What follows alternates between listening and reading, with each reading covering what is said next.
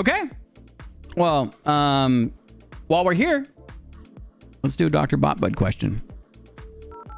And then we'll get back to some games. We've got a little less than an hour, and then we're going to raid out and have a good time. It's going to be fantastic. DrBotBud wants to know this. Do you ever talk to yourself? What do you say? Interesting. Do you ever talk to yourself? What do you say? You know, I think that sometimes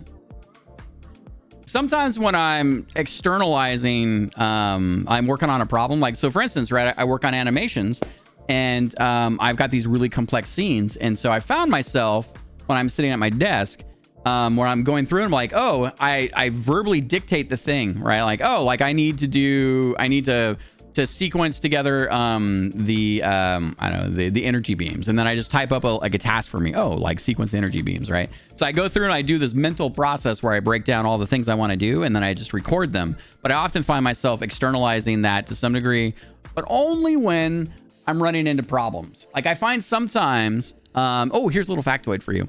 So I heard the other day, I've been reading this book on the art of negotiation. It's been a pretty interesting book. I always try to expand my brain where I can, right?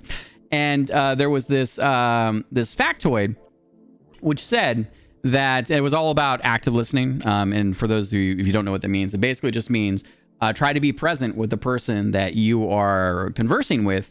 And instead of getting lost in your internal monologue or waiting for your turn to talk, or try and remember the thing you're going to say, or that chore you need to run, or whatever the thing is, right? Like just being present, super important.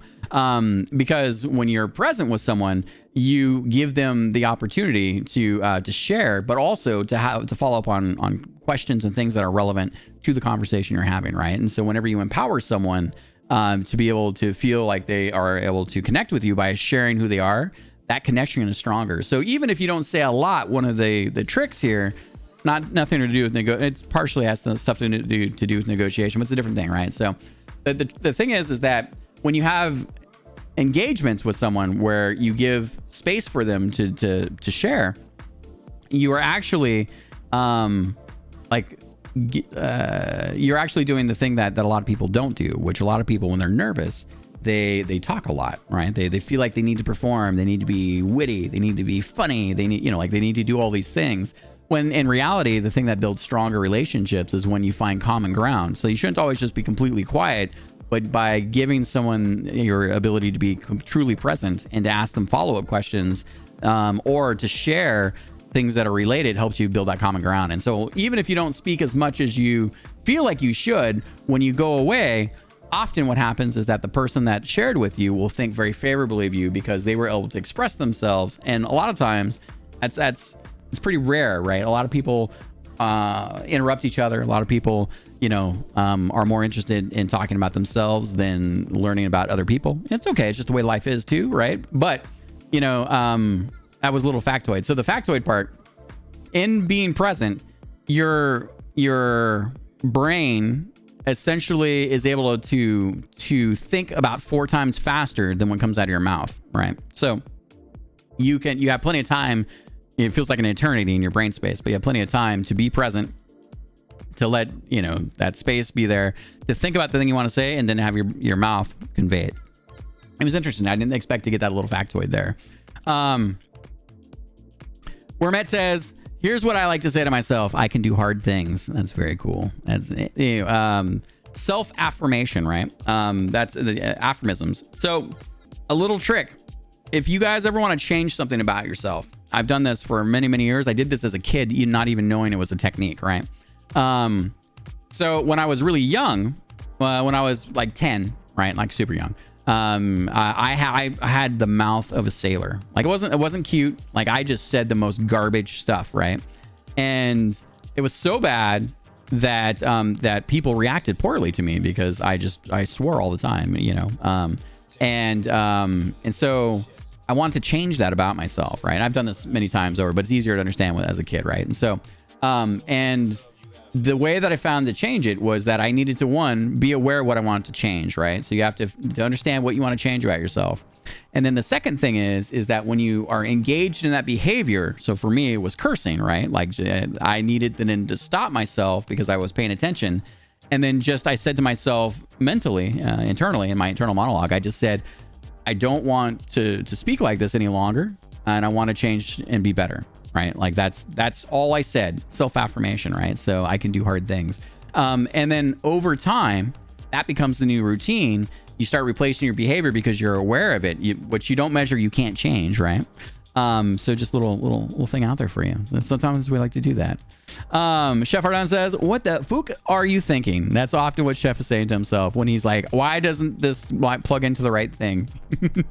Chef is one of our wonderful resident IT folk, by the way, technologically minded and able to, he does it professionally as well. So able to be a good sounding board for things. Oven says, the answer is yes. I have a lot of internal monologues with myself, any topic. I gotta say, it's super fun. Zay says, internally, yes, I say lots of things on many different levels, but these days it's mostly cats and cat boys and cats and cats. Yeah, Zay, your feline love is starting to know no bounds. Even more so than cows. Although cats are a little more practical than cows, I think. Dramazing says, yeah, at times when I'm trying to solve something or figure something out, that's what happens to me as well, Dramazing. Usually I do this when I play mystery games too. Although when you're a streamer, one of the things that you start working on is how to externalize your internal monologue, right? Your thinking process, because when people see how you're trying to engage in a problem, they're closer to what's going on with you, right? So, and we're also, we're paid to say things, right? Or not paid, but we're more entertaining when we are able to do things like have an external monologue and crack jokes and just observational comedy, right? Well, hello, Frost Oblivion. Frost Oblivion. Wormet says, little nugget for the masses. We constantly talk to ourselves, whether we pay attention to it or not. Our chatter matters. You will believe what you hear yourself say. If you pay attention to what you tell yourself, then you can change how you talk to yourself. Well said. Elrock, would you be so kind as to grant Wormet a boon, please? Elrock says, oh, all the time I talk to myself about the home improvements I want to do, just basically thinking out loud and answering my own questions. Yep. Generally problem solving, because what I find is when you externalize, right, whatever you're thinking, it then allows you to say it out loud, and then you can, for me, I can respond to it, right? Like I can, I try not to go too deep, right? Like I don't want to become the default, right, where I'm just looking like I'm a little crazy bonkers.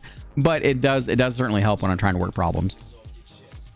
Chef says, have a guy at work that's an auto completer. He likes to try and guess the subject of your sentence. Oh, rough. It's rough. Oh. And then when they get it wrong, it's like, it's not a fun game. Dauntless says, that sounds great, Wormet. Thanks for sharing. Absolutely, Dauntless, right? I agree. Frost Oblivion says, wise advice from DBK. Oh, thanks, Frost. Frost, we're just answering this question. My brain at 3 a.m. be like, let's party. Party!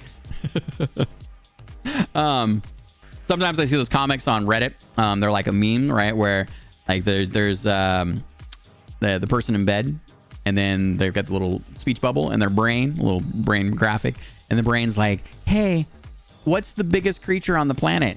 And then the next panel is like, shut up, brain. And then the next panel is like, looking on their phone for the answer.